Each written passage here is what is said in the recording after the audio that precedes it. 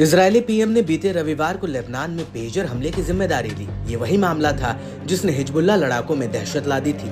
दरअसल बीते 17 सितंबर को अचानक से वायरलेस डिवाइस फटने लगे थे, जिसको लेकर दावा किया जाता है कि इसका इस्तेमाल अधिकतर हिजबुल्लाह लड़ाके इजरायल से बचने के लिए करते थे। पेजर ब्लास्ट से 30 लोगों की मौत हुई थी, जबकि 3000 से ज्यादा लोग घायल हुए थे। हिजबुल्लाह ने इसके पीछे इजरायल का हाथ माना था। इसके 2 महीने बाद आखिरकार इजरायली पीएम ने इसकी जिम्मेदारी ली। नेतन्याहू के कबूलनामे के 24 घंटे के भीतर ही हिजबुल्लाह ने पेजर हमले का बदला लेना शुरू कर दिया।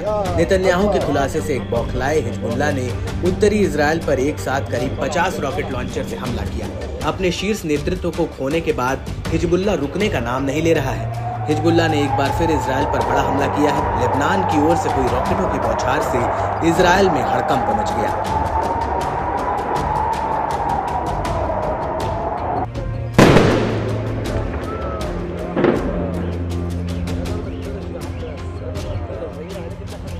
हिजबुल्लाह के ताबड़तोड़ हवाई हमलों से उत्तरी इजरायल में जबरदस्त अलर्ट सायरन बज उठे।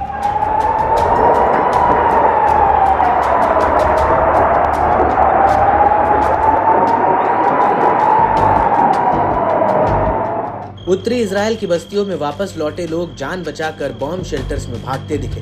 डर और खौफ के साए में जी रहे इजरायलियों के लिए सोमवार किसी बुरे सपने से कम नहीं था, जहां हिजबुल्लाह के एक के बाद एक 50 से ज्यादा रॉकेटों ने जमकर कोहराम मचाया। इससे अलग अलग इलाकों में भारी भरकम नुकसान की आशंका जताई जाने लगी है। इजरायली सुरक्षा बलों ने भी हिजबुल्लाह के हमलों की पुष्टि की है। आईडीएफ ने कहा कि उत्तरी इजरायल के गलील में हिजबुल्लाह की तरफ से करीब 50 रॉकेट लॉन्च किए गए, जिनमें से कुछ को इजरायल के एयर डिफेंस सिस्टम आयरन डोम ने हवा में ही रोक दिया। हमला होते ही उत्तरी इजरायल में इमरजेंसी सायरन बज उठा। आईडीएफ के बयान से इतना साफ है कि कई रॉकेटों को आयरन डोम को भी रोकने में विफल रहा, जिससे उत्तरी इजरायल के अलग अलग इलाकों में तबाही मचाई। कई जगह भीषण आग लगने की भी खबरें सामने आई। बताया जा रहा है कि हिजबुल्लाह के हमले में 3 लोग बुरी तरह जख्मी भी हो गए। टाइम्स ऑफ इजरायल की रिपोर्ट की माने तो हिजबुल्लाह ने 50 रॉकेटों के हमले की जिम्मेदारी ली है।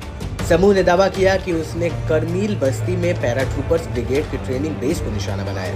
इस रॉकेट हमले के दौरान छर्रे गिरने से लोग हताहत हुए हैं, जिनका अस्पताल में इलाज चल रहा है। बताया गया कि कारमील इलाके में आसपास के शहरों के रॉकेट हमले का असर देखा गया। इसके अलावा हिजबुल्लाह ने इजरायल पर मिसाइल हमलों से भी जोरदार ऑपरेशन चलाने का दावा किया।